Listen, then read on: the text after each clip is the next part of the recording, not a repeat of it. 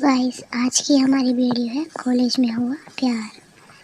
अंकिता और विनय एक ही कॉलेज में पढ़ते थे। दोनों में एक कॉमन फ्रेंड ने उनकी मुलाकात करवाई थी। पूरा ग्रुप साथ में घूमते फिरते खाते पीते रहते थे।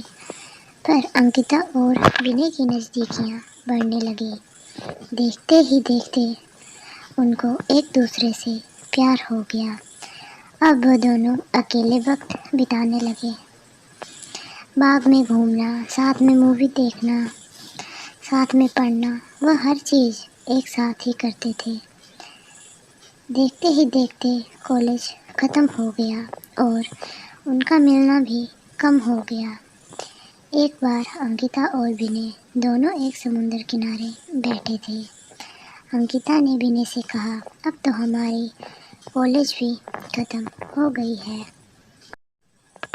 अब हम एक दूसरे के साथ वक्त कैसे बिताएंगे, और अब जल्दी ही मेरे घर वाले मेरी शादी करवा देंगे। विनय ने उसका हाथ पकड़ते हुए कहा कि अंकिता, तुम चिंता मत करो, मैंने 1-2 कंपनी में अप्लाई कर दिया है। बस कुछ ही दिनों में मैं अच्छी नौकरी पर लग जाऊंगा। फिर हम दोनों अपने अपने घर में बता देंगे। 2 हफ्ते बाद ही विनय को अच्छी कंपनी में नौकरी मिल गई।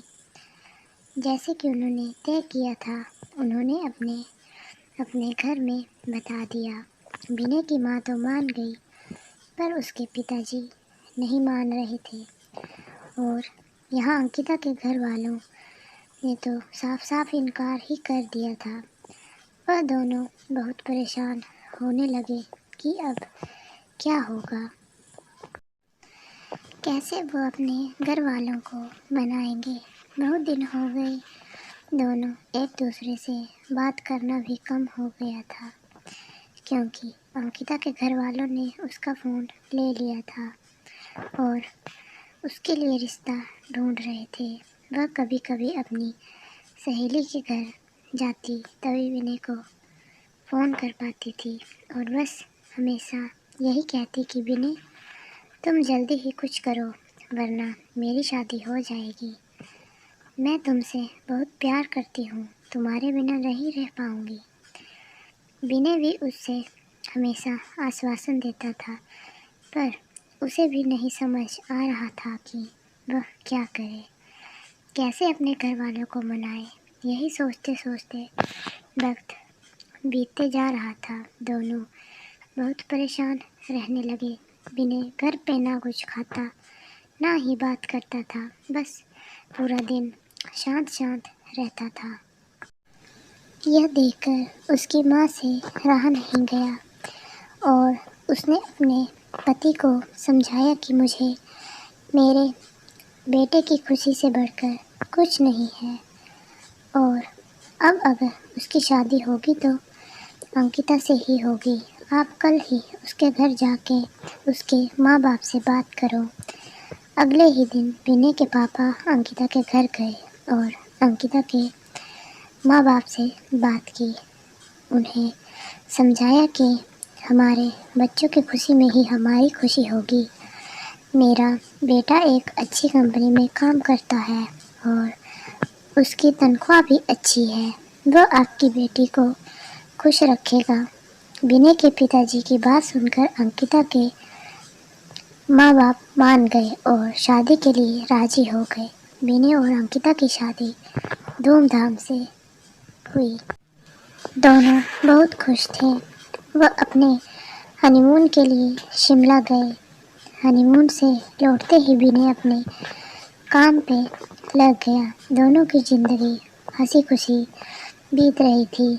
उनकी शादी को अब 2 साल होने वाले थे, पर उन्हें अभी तक बच्चा नहीं हुआ था। घर वाले, रिश्तेदार, सब लोग अंकिता से हमेशा यही सवाल पूछते थे कि खुशखबरी कब दे रही हो, पर वह हमेशा मुस्कुराकर बात टाल देती थी। विनय और अंकिता भी बच्चा चाहते थे, पर उन्हें हो नहीं रहा था। बहुत डॉक्टरों को दिखाया, सब टेस्ट भी करवाए, लेकिन कुछ फ़ायदा नहीं हुआ। अंकिता की सास उसे बाबा के पास भी ले गई, पर वहाँ से भी सिर्फ निराशा ही हाथ आई। अंकिता बहुत परेशान थी। उसे यही चिंता खाए जा रही थी कि वह कभी माँ बनेगी या नहीं। 4 साल बीत गए पर उन्हें अभी तक बच्चा नहीं हुआ। एक दिन विनय ऑफिस से लौटा तो उसकी माँ उसे चिल्लाने लगी कि तूने अपनी मर्जी से शादी की है, अब देख रहा है ना, बच्चा भी नहीं हो रहा। अब हमारा वंश आगे कौन बढ़ाएगा। लोगों के ताने सुन सुनकर मेरे कान पक गए हैं। आखिर हमें भी इच्छा होती है कि अपने पोते पोतियों को देखें। यह सब अंकिता सुन रही थी। विनय ने अपनी माँ को समझाया कि ज़रूरी नहीं कि आपकी बहू में ही कुछ कमी हो, मुझ में भी तो हो सकती है, आप शांत हो जाएं। जैसे तैसे उसने अपनी माँ को चुप करवाया और अपने रूम में चला गया, जहाँ अंकिता बहुत रो रही थी। विनय उसके पास गया और उसे गले लगाकर कहने लगा, तुम चिंता मत करो, सब ठीक हो जाएगा। मैं हूँ ना तुम्हारे साथ, मैं तुम्हारा साथ कभी नहीं छोड़ूंगा। और माँ की बात का बुरा मत मानो, वो ऐसे ही कहते हैं, गुस्से में। जाने दो, खाना लगा दो, हम साथ में खाते हैं। अंकिता थोड़ा शांत हुई और खाना लेकर आई। दोनों ने साथ में खाना खाया और सोने लगे। पूरी रात अंकिता यही सोचती रही कि कैसी औरत हूँ मैं, जो अपने पति को बच्चा भी नहीं दे पा रही, अपना वंश को आगे नहीं बढ़ा पा रही। कितनी बदनसीब हूँ मैं। वह पूरी रात नहीं सो पाई और बस रोए जा रही थी। सुबह हुई, सब अपने अपने काम में लग गए। विनय भी ऑफिस के लिए निकल गया। अंकिता भी अपना काम करने लगी, पर उसके दिमाग में वही रात वाली बात चल रही थी। पूरा दिन यही सोचती रही। रात को जब विनय घर आया तो अंकिता ने उसे खाना दिया और वह दोनों अपने कमरे में सोने की तैयारी कर रहे थे कि तब अचानक अंकिता ने विनय से कहा कि क्यों ना हम एक बच्चा गोद लें, अब हमें तो बच्चा नहीं हो रहा। क्यों ना हम किसी बच्चे को गोद लें और उसे माँ बाप का सुख दें और हमें भी बच्चे का सुख मिल जाएगा। विनय ये बात सुनकर बहुत खुश हुआ।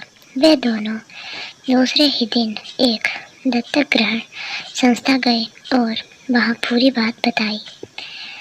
दत्तक ग्रहण संस्था वालों ने कहा कि आप एक फॉर्म भर दीजिए, जैसे जैसे ही सब जांच पड़ताल हो जाएगी आपको फ़ोन आ जाएगा।